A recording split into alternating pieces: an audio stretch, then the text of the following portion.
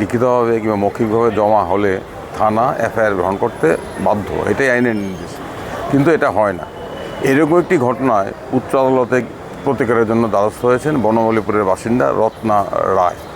ওনার অভিযোগ, 4 এপ্রিল রাত্রিবেলা পৌর পরিষদের একজন কর্মচারীর নেতৃত্বে একদল দুষ্কৃতিকারী ওনার বাড়িতে চড়া হয়ে ওনার পুত্র সৈকতকে বেধড়ক মারধর করে। ছেলেকে বাঁচাতে মা বাবা ছুটে আসে, মা বাবাকে মারধর করা হয়।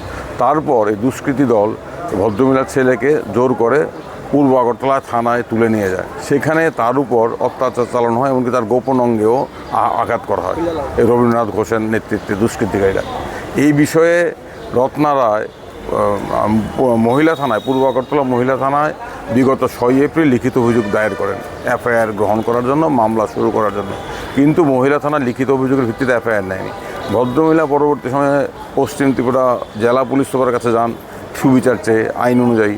পরবর্তী সময়ে রাজ্য পুলিশের মহানির্দেশককে জানানো হয় যে আমার অভিযোগ গুরুতর অভিযোগ, থানা এফআইআর নিচ্ছে না, ব্যবস্থা নিন। মহানির্দেশক কোনো ব্যবস্থা নেননি। ভদ্রমহিলা বাধ্য হয়ে উচ্চ আদালতে রিট মামলা করেন। গতকালকে আমাদের উচ্চ আদালতের মাননীয় প্রধান বিচারপতি MS রামচন্দ্র রাও ও বিচারপতির বিশ্বজিৎ পালিতের ডিভিশন বেঞ্চে এই মামলাটি উঠে। আমাদের বক্তব্য, ধর্তব্যযোগ্য অপরাধে গুরুতর অভিযোগ থাকা সত্ত্বেও থানা এফআইআর না নিয়ে আইন বিরুদ্ধ কাজ করেছেন। উচ্চ আদালত রাজ্য সরকারকে আগামী 12 এপ্রিল মামলার পুনরায় তারিখ নির্ধারিত হয়েছে, তার মধ্যে জবাবি হলফনামা দিতে বলেছেন। আরেকটা উল্লেখযোগ্য বিষয় হল উচ্চ আদালত পশ্চিম ত্রিপুরা 12 মে উচ্চ আদালত পশ্চিম ত্রিপুরার মুখ্য বিভাগীয় বিচারককে নির্দেশ দিয়েছেন অবিলম্বে তৎক্ষণাৎ পূর্ব আগরতলা থানায় গিয়ে 4 এপ্রিল থেকে 6 এপ্রিল অবধি পূর্ব আগরতলা থানার সিসি ফুটেজকে সংগ্রহ করে সেটা তার হেফাজতে রাখার জন্য এই ঘটনাটা দিয়েছেন। এবং এই যে মামলাটা কোনো বিচ্ছিন্ন ঘটনা নয়, এর সারা রাজ্যেই আমরা দেখছি, আপনারা জানেন যে নাগরিকরা কোনো অপরাধের অভিযোগ নিয়ে থানায় যাচ্ছে, থানা এফআইআর নিচ্ছে না। গতকালও আমার কাছে নরসিংগড়ের এক ভদ্রমহিলা এসেছিল, 70 উপর বয়স্ক ভদ্রমহিলা। ওনার বাড়িতে 4 তারিখ রাত্রিতে একদল দুষ্কৃতীরা গিয়ে ওনাকে গলা টিপে হত্যা করার চেষ্টা করেন। ওনার নাতিকে মাথায় লাঠি মেরে রক্তাক্ত আহত করেছেন, ওনার ছেলেকে আহত করেছেন। সমস্ত কাগজপত্র আছে। নরসিংগড় থানায় এফআইআরের জন্য যাওয়া হয়েছে, থানা এখনও এফআইআর নেওয়া হয়নি। আমরা এই রত্না রায়ের ঘটনাটা একক ঘটনা নয়, এই ধরনের ঘটনা প্রতিদিন আগরতলা রাজ্যে ঘটছে। কিন্তু অনেকের পক্ষে উচ্চ আদালতে আসা সম্ভব নয়, সুযোগ নয়। রত্না রায় এসেছেন, রাজ্য সরকারের উপর জবাবি হলফনামা তলব করা হয়েছে এবং সিসিটিভি ফুটেজ সংগ্রহ করতে বলা হয়। অভিযোগটা গুরুতর।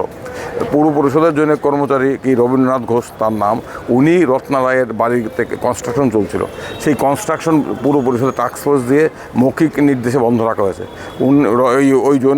ওই পুরো কর্মচারীর বিরুদ্ধে অভিযোগ ছিল যে উনি 2 লক্ষ টাকা দাবি করেছেন ভদ্রমহিলার ছেলের কাছে, যে 2 লক্ষ টাকা যদি দেওয়া হয় তাহলে বাড়ির কাজ করার ছাড়পত্র দিয়ে দেওয়া হবে। ভদ্রমহিলার ছেলে 2 লক্ষ টাকা দিতে রাজি হননি। রাজি না হওয়ার কারণে 4 তারিখ রাত্রিবেলা ভদ্রমহিলার বাসা বাড়িতে এই দুষ্কৃতিকারী দল হামলা করে ছেলেকে তো মেরে পূর্ব থানায় তুলে এনে সেখানে আবার তার উপর অত্যাচার চালানো হয়েছে। এত বড় একটা গুরুতর অভিযোগ। পূর্ব থানায় এফআইআর নিল না মহিলা থানা।